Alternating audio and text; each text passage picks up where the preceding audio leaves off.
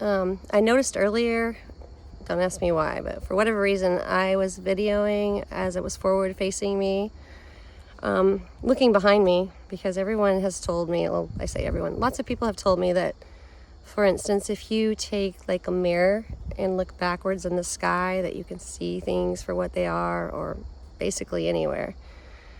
And actually a homeless man that I picked up on Veterans Day a few years ago had been the first time I'd ever heard that, and he told me that, and he said that his dad had taught him that as a child. I mean, this man told me so many things that would blow your mind. He was a double amputee. His wheelchair had blown over on Veterans Day in the middle of nowhere, and it was raining and pouring hard. It was like 2 years ago. And I mean, it got so cold that night, I can't even explain. So I was Ubering that night because I work multiple jobs as a single mom. That's what I gotta do. I am the only provider. So if you guys ask, well, why is she Ubering and late at night? This is why I do what I gotta do to survive, take care of my child. But this man is incredible.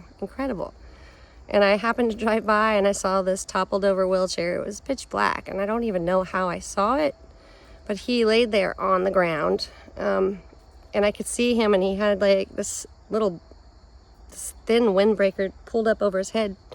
He was trying to get back to his wheelchair, but he had no way of doing that. So long story short, I picked him up and I took him home with me. So I do that. Of course, my family wasn't happy with me, but it doesn't matter. You do what you gotta do when you know it's the right thing. So when I put him in my car, trust me, he wasn't light. But I mean, I'm like 113 pounds, soaking wet. But I got him in there by the grace of God, and that's exactly how and why I did. But the things he told me, I mean, not only just about this mirror ordeal or looking backwards into the sky, but he told me so much more about where they keep the quote-unquote aliens, where they are now, what they did with them after, Roswell happened. And I mean, it all made perfect sense.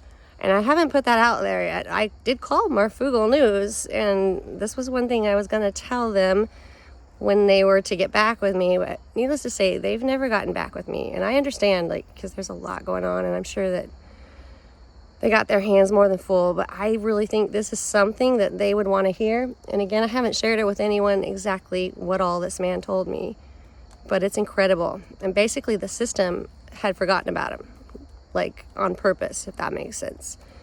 He signed up for the military when he was 16 years old. He uses his cousin's birth certificate, and he's 76 when I picked him up, actually. So if you can imagine, like back in that day, of course that's possible. And so whenever he went to war and he had both legs lost, he started seeing things and knowing things well before that ever happened. He actually went with some of the recovered bodies to the current location that they are being held at, which is not here in the United States, by the way. And I'll leave it at that. But long story short, it's some amazing information. And if Marfoogle would ever call me back, I'm willing to share with Marfoogle, with Adam. But I already said I thought about sharing with Third Phase of the Moon, but I